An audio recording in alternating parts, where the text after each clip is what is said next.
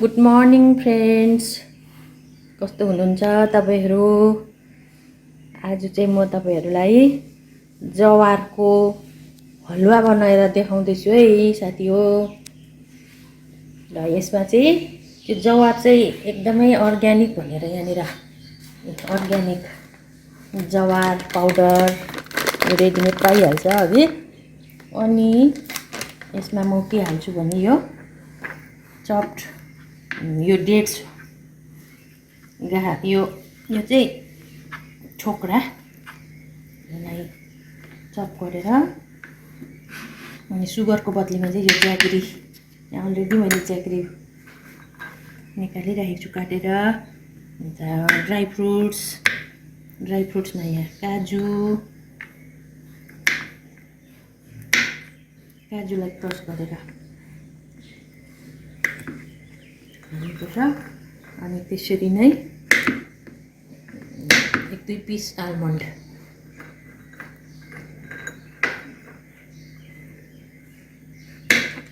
यो आलमन्ड चाहिँ आफ्नो हिसाबले हाल्दा हुन्छ।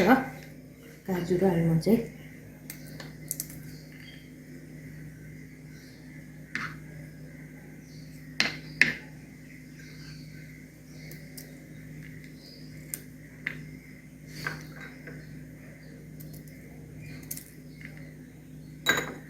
हो।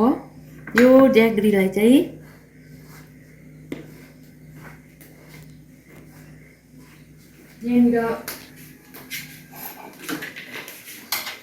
मैले यो मेजरिङ कपको 2 कप पानी उमाल्दैछु। अनि त्यसमा चाहिँ यो ज्यागरीको 2 स्पुन हाल्दैछु। ज्यागरी डेट्स पनि गुलियो हुन्छ, त्यही भएर ज्यागरी यति नै ठिक हुन्छ हाम्रो लागि। अरु गुलियो बेसी खानेले अलिक बेसी हाल्दा पनि हुन्छ। ज्यागरीको ठाउँमा सुगर हाले पनि हुन्छ।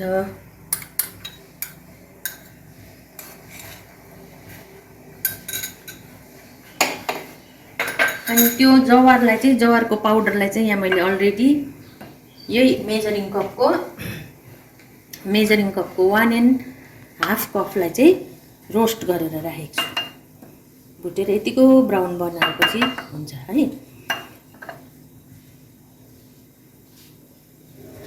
त्यो कोकोनट ओइल चाहिँ किन होला सम्झिनु हुँदै होला। म चाहिँ घिउको बदली कोकोनट ओइल हाल्छु। अब यो ज्यागरी बिलिसक्यो, मेल्ट भयो, यसलाई मैले यहाँ हाल्दैछु।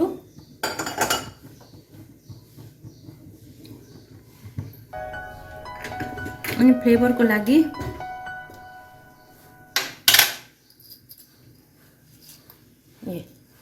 एउटा छोटा इलाइची र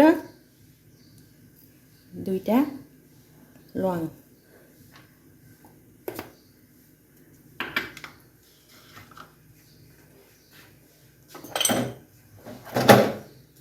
छोटा इलाइची र ल्वाङलाई यसरी टुक टुक टुक कुटेर हाल्नुभयो भने चाहिँ मिठो बास्ना आउँछ नि।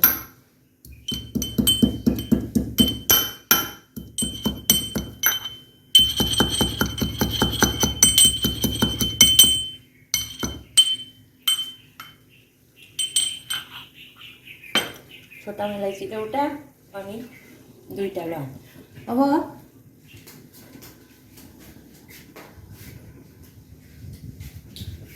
यो चाहिँ पर्सनाको एकदम 100% प्योर कोकोनट हो। यो हामीले एमवेबाट किनेको।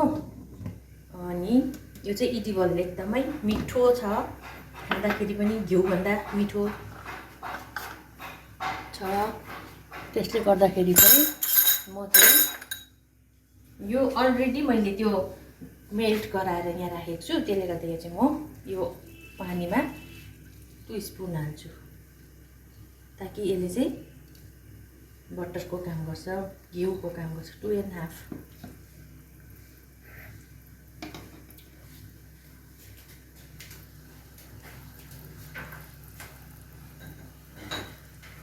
यो अघि काटिरहेको डेट्स र काजु अनि आलमन्डलाई पनि म यहीँ हाल्दैछु, ताकि अहिले यो सबैतिर मिक्स हुनु सजिलो हुन्छ। पहिला हालेको छ भने चाहिँ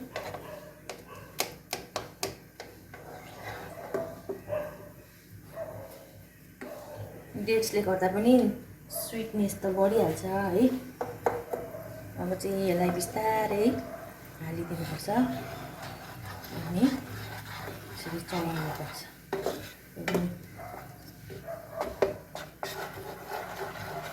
जसरी तपाईँले सुजी बनाउनुहुन्छ त्यस्तै प्रकारले नै यो बनाउँदाखेरि भइहाल्छ।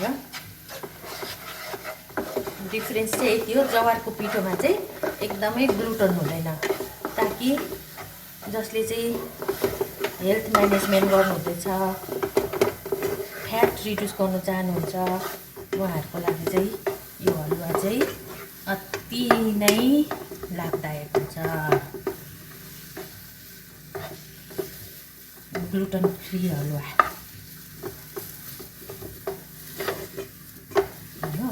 अघि सबै एकै ठाउँमा हालेकोले गर्दाखेरि फ्रुट्सहरू पनि, ड्राई फ्रुट्स पनि सबैतिर लाग्यो नि होइन, मिल्यो। नत्रदेखि चाहिँ कोही ठाउँ डल्लो परेर एक ठाउँ मात्रै हुन्थ्यो, माथिबाट हाल्दाखेरि मिल्दैन। अब तपाईँले आगो घटाइदिनुहोस्, निभाइदिनुहोस्। अब यसलाई एकछिन यसरी चलाउनुहोस्।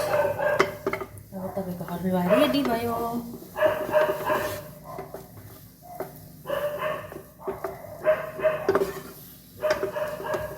देखाउँदैछु,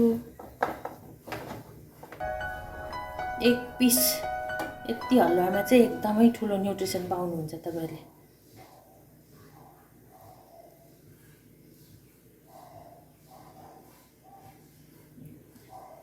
आजको तपाईँहरूलाई ब्रेकफास्ट।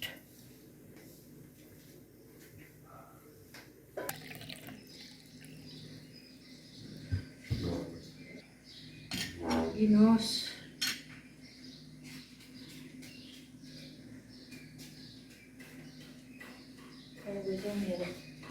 मर्निङको ब्रेकफास्ट साथी हो, तपाईँहरू पनि इन्जोय गर्नुहोस्। अनि यो एग चाहिँ प्रोटिनहरू खान सक्नुहुन्छ। र मेरो भिडियोलाई मन पराउनु भयो, हेरिदिनु भयो, त्यसैले तपाईँहरूलाई धेरै धेरै धन्यवाद। Thank you so much.